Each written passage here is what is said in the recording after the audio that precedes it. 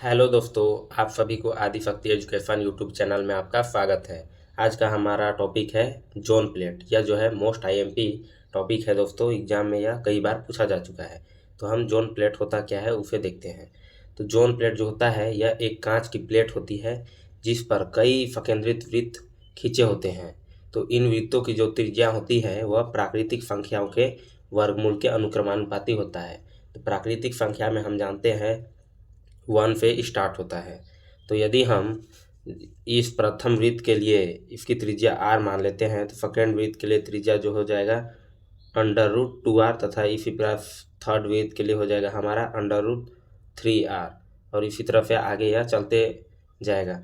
तो यहाँ देख सकते हैं हम दो जोन प्लेट ले लिए हैं। इनमें से एक यह जो है धनात्मक जोन प्लेट तथा यह ऋणात्मक जोन प्लेट है। तो हम इसकी पहचान कैसे करते हैं।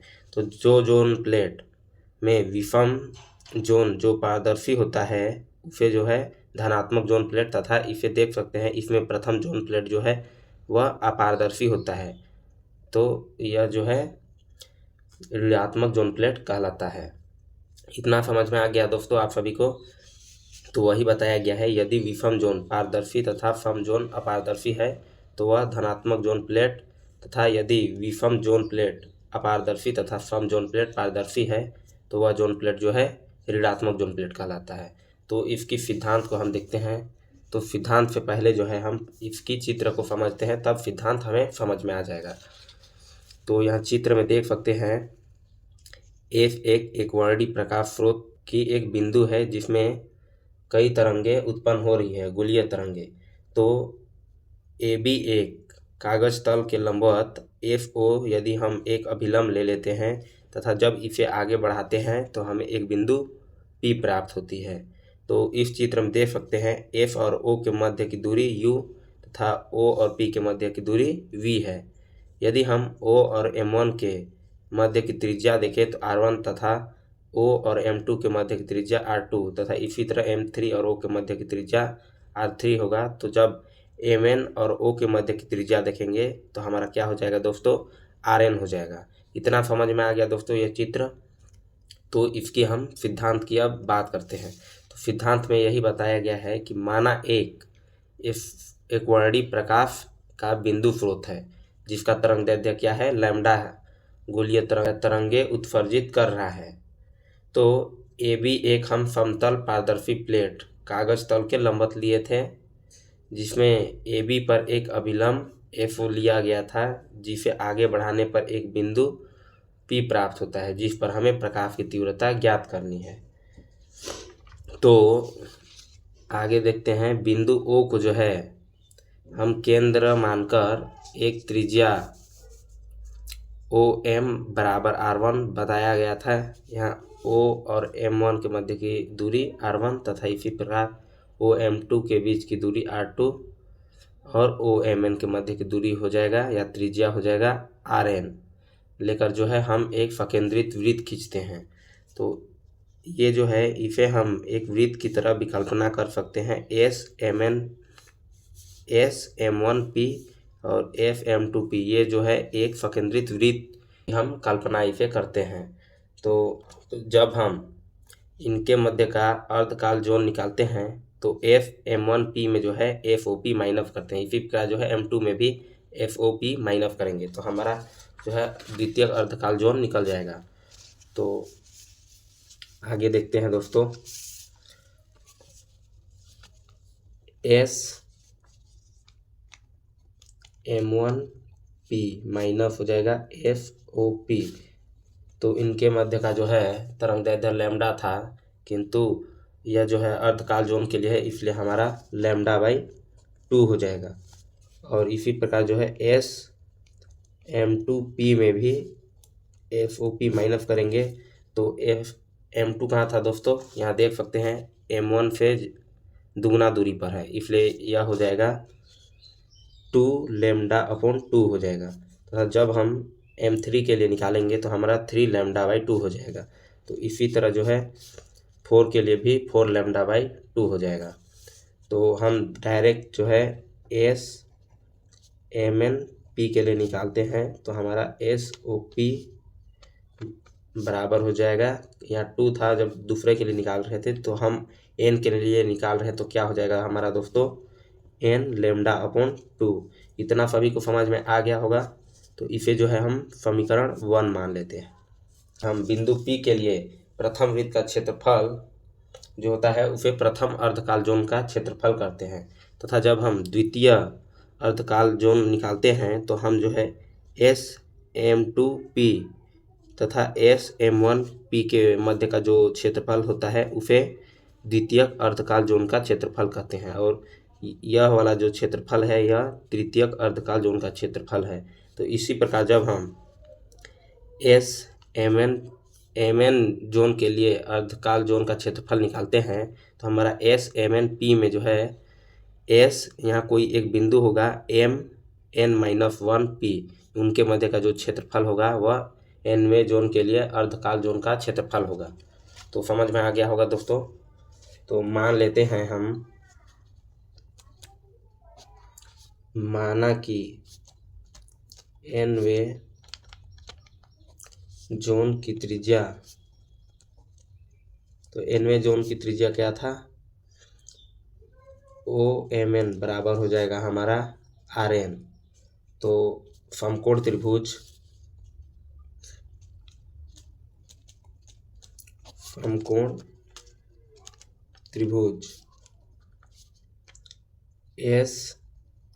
SMNO में, तो समकोण त्रिभुज FOMN में जब हम पाइथागोरस प्रमेय लगाते हैं तो आप सभी जानते होंगे पाइथागोरस प्रमेय जो होता है उसमें कर्ण का स्क्वायर बराबर होता है आधार का स्क्वायर प्लस लंब का स्क्वायर। तो हमारे चित्र में देखते हैं कर्ण बनता क्या है, तो FOMN में हमारा कर्ण कौन सा है दोस्तों, FMN कर्ण है, तथा यह जो है FO आधार और MN लंब है। तो हमारा हो जाएगा कर्ण का स्क्वायर SMN का स्क्वायर बराबर FO का स्क्वायर प्लस हो जाएगा OMN का स्क्वायर। तो अब हम मान रख देते हैं, F और O के मध्य की दूरी क्या थी, U, तथा OMN के मध्य का दूरी यहाँ देख सकते हैं RN है, तो RN का स्क्वायर हो जाएगा यहाँ। तो हो जाएगा SMN स्क्वायर बराबर U का स्क्वायर प्लस इसके मध्य जो था RN का स्क्वायर हो जाएगा। तो जब हम यहाँ U का गुणा और भाग करते हैं तथा उसे कॉमन ले लेते हैं तो हमें यह प्राप्त होगा, बराबर U कॉमन ले लेते हैं तो यहाँ बचा 1 प्लस यहाँ RN स्क्वायर, ऊपर में जो हम U स्क्वायर का गुणा तथा भाग करते हैं तो ऊपर वाला U जो है कॉमन निकल गया, नीचे बच गया U स्क्वायर। ठीक है दोस्तों, इतना तो समझ में आ गया होगा कहाँ पे आया है। तो जब हम इस SMN में स्क्वायर को हटाते हैं तो यह उस पार जाके अंडर रूट या 1/2 में बदल जाएगा। तो हमारा यह हो जाएगा U जो है इसमें स्क्वायर है तो यह जो है U हो जाएगा, और यह 1 plus RN square upon U square 1/2 इसे ले लेते हैं। ठीक है दोस्तों, इतना तो आपको समझ में आ गया होगा कहाँ से आया है। तो इसमें जो है हम द्विपद प्रमेय लगाते हैं, बाइनोमियल थ्योरम। तो द्विपद प्रमेय से तो द्विपद प्रमेय जो है यह RN जो है U से बहुत छोटा है।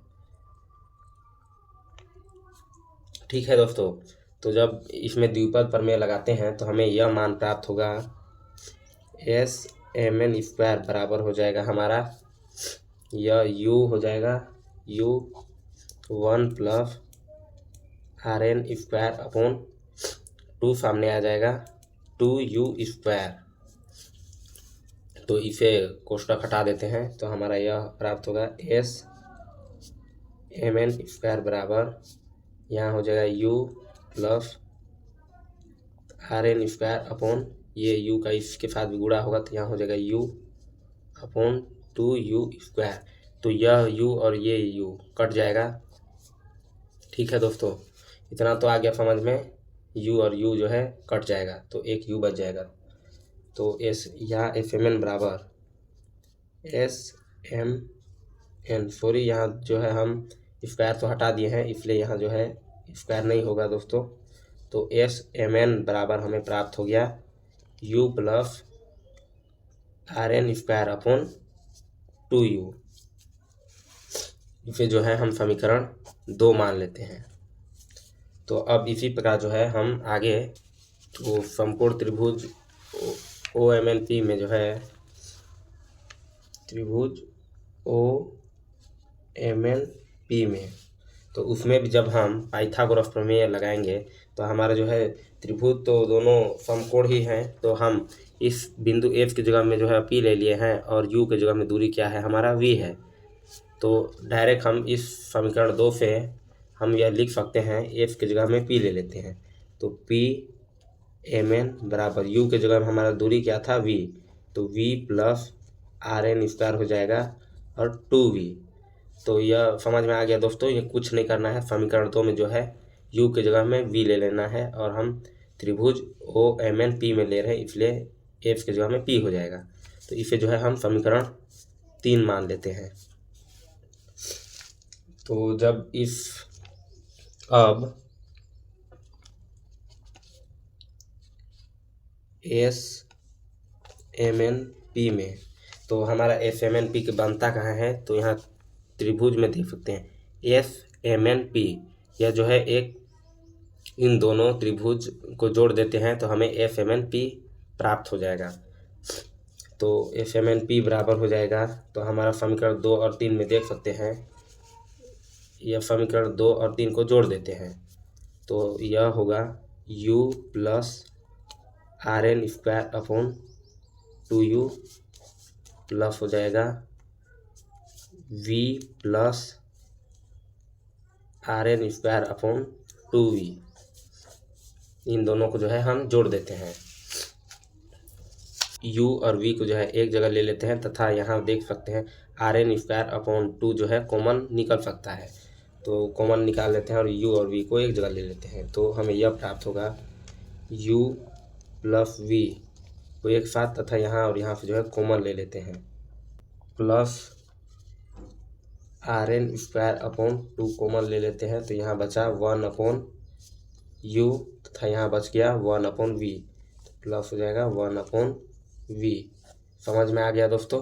तो u प्लस वी इसे हम क्या लिख सकते हैं, तो u प्लस वी जो है इसे हम एस ओ पी लिख सकते हैं, क्योंकि चित्र में जो है u और v देख सकते हैं, u और v जो है इनके मध्य की दूरी जो है एस ओ पी है, तो इसे हम u प्लस वी को एफ ओ पी ले लेते हैं। तो हमारा हो जाएगा एस एम एन पी बराबर s o p plus r N square upon 2 1 upon you plus 1 upon v. तो जब हम इसे इस ओर ट्रांसफर कर देते हैं तो यह प्राप्त होगा s m n p minus हो जाएगा एस ओ पी बराबर r N square upon 2 1 upon you plus 1 upon v. आपको समझ तो आ गया ना दोस्तों, यह कहाँ से आया है। तो s m n p minus f o p बराबर हमें कहीं पर मान प्राप्त हुआ था, तो समीकरण 1 में देख सकते हैं, यहाँ देख सकते हैं समीकरण 1 में s m n p minus f o p बराबर लेमडा अपॉन 2 प्राप्त हुआ था, तो मान रख देते हैं। तो हो जाएगा हमारा समीकरण 1 से मान रखने पर, तो एन लेमडा अपॉन 2 बराबर हो जाएगा are N square upon 2 1 upon you plus 1 upon v. तो यहाँ देख सकते हैं दोनों ओर है, तो यहाँ देख सकते हैं 2 और 2 कैंसिल हो गया तथा इसे जब आगे हल करते हैं तो यह हमें आर एन स्क्वायर हो जाएगा 1 अपॉन यू। तो इस वाले टर्म को इस ओर ले आते हैं, इसे उस ओर ले जाते हैं, तो हमें आर एन स्क्वायर बराबर 1 upon you plus 1 upon we बराबर हो जाएगा एन लेमडा, या इसे जब हम हल करते हैं तो यह आर एन स्क्वायर यह हो जाएगा यू प्लस वी हो जाएगा, अपॉन में इसका लॉसल लेंगे तो यू वी हो जाएगा बराबर एन लेमडा, या इस आर एन को इसी ओर छोड़ देते हैं, इसे उस पार ले जाते हैं तो यह भाग में आ जाएगा और यह उसके इनटू में आ जाएगा। तो आर एन स्क्वायर बराबर हो जाएगा एन लेमडा इंटू हो जाएगा यू वी अपॉन में हो जाएगा यू प्लस वी। इतना तो समझ में आ गया दोस्तों। इसे जो है उस ओर ट्रांसफ़र कर देते हैं तो यह जो है इसके इनटू में आएगा, यह इसके अपॉन में आ जाएगा। तो इतना आप सभी को समझ में आ गया होगा दोस्तों। तो इसमें जो है हम इस वाले समीकरण को समीकरण 4 मान लेते हैं तथा इस वाले समीकरण को जो है हम समीकरण 5 मान लेते हैं, और यह जो है हमारा समीकरण यह 6 हो जाएगा।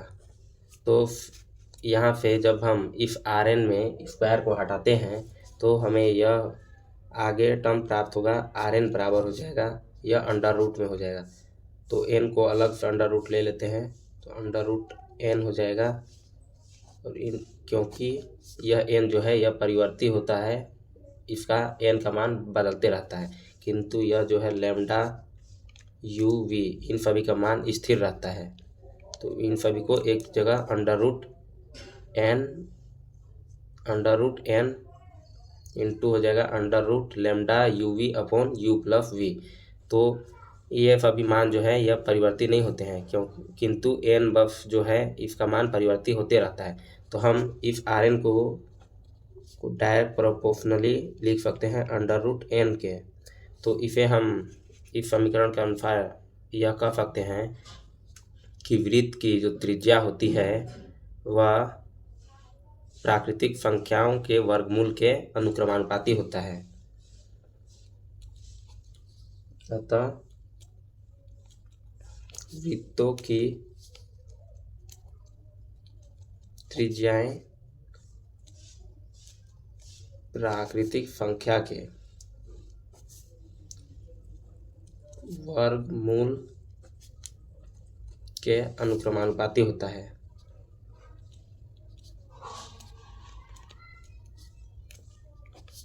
अनुक्रमानुपाती होता है। तो आप सभी को इतना तो समझ में आ गया होगा दोस्तों। अगर कहीं पर डाउट लगे तो कमेंट में ज़रूर पूछिएगा। तो इतना तो आप सभी को समझ में आ गया होगा दोस्तों। तो आगे हम जो है एन वे जोन के लिए क्षेत्रफल निकालते हैं।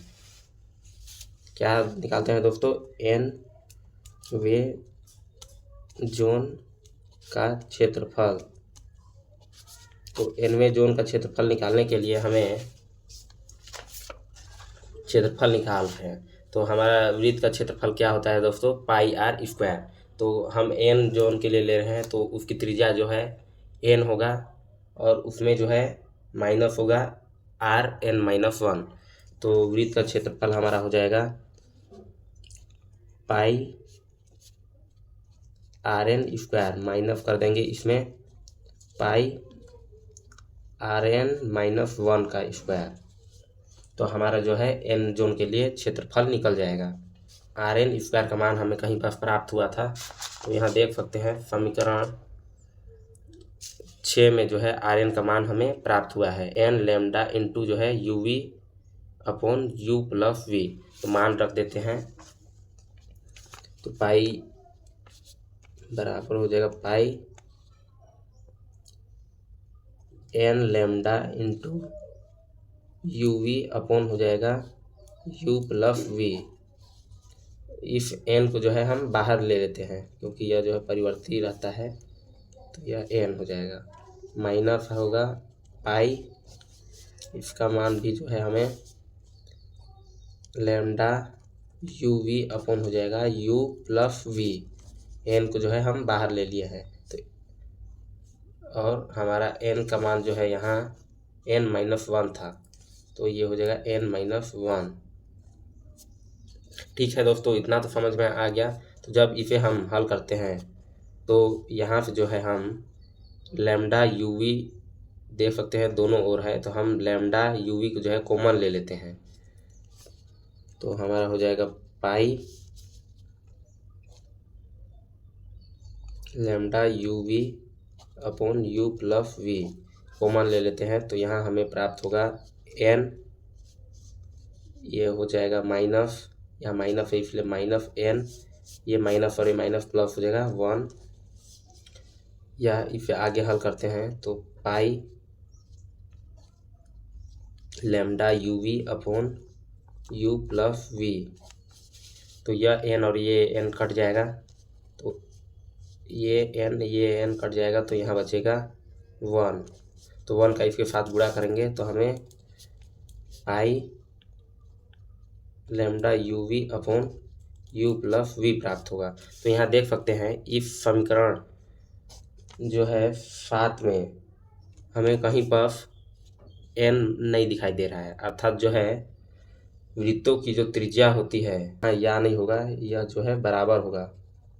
ठीक है दोस्तों, तो इस समीकरण 7 में आप देख सकते हैं एन कहीं पर नहीं है, अतः जो है प्रत्येक जोन के लिए जो क्षेत्रफल होता है वह बराबर होता है। अतः प्रत्येक जोन के लिए प्रत्येक जोन का क्षेत्रफल बराबर होता है। ठीक है दोस्तों, इतना तो समझ में आ गया आप सभी को। तो अब हम समीकरण में ही जो है हम इसकी फोकस दूरी भी निकाल सकते हैं। तो फोकस दूरी निकालने के लिए जो है हमें फोकस दूरी आप यहाँ तक भी लिख सकते हैं दोस्तों, समीकरण 7 तक। यदि पूछता है सभी जोन का क्षेत्रफल निकालना है तो सभी जोन का क्षेत्रफल जो होता है, प्रत्येक जोन का क्षेत्रफल एक दूसरे के बराबर होता है। तो आगे हम इसकी फोकस दूरी ज्ञात करते हैं। तो समीकरण 5 में देख सकते हैं हमें समीकरण 5 में यह प्राप्त हुआ है, तो हम समीकरण 5 से ले लेते हैं। समीकरण 5 से तो समीकरण 5 में हमें R N square 1 upon you plus 1 upon we बराबर एन लेमडा मिला था। तो जब हम इस एन आर एन स्क्वायर को इस ओर पक्षांतर कर देते हैं तो हमारा हो जाएगा 1 upon you plus 1 upon we बराबर हो जाएगा एन लेमडा अपॉन इस आर एन को इस ओर ले आते हैं तो आर एन स्क्वायर हो जाएगा। तो इस समीकरण की तुलना हम किससे कर सकते हैं? तो आप सभी जानते होंगे कि लेंस का जो सूत्र होता है, तो लेंस का सूत्र